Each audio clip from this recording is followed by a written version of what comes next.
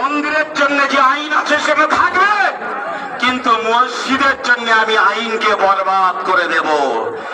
আমরা এটাকে কোনোভাবে মেনে নিতে পারি না, আমরা এটাকে মেনে নেব না।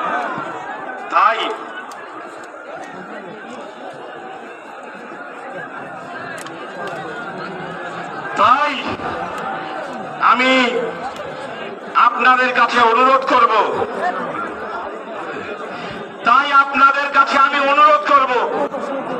যে আপনারা এই লড়াইয়ের জন্য আজকে কোচবিহারে কষ্ট করে এসেছেন।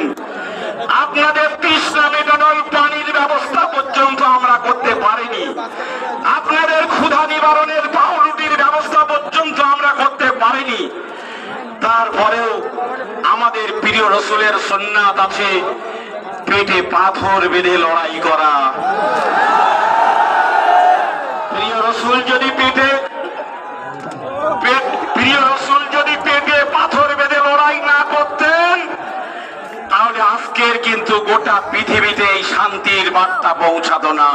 ঠিক শান্তির বার্তা পৌঁছেছে আমাদের প্রিয় রসুলের কুরবানি আর ত্যাগের মধ্য দিয়ে।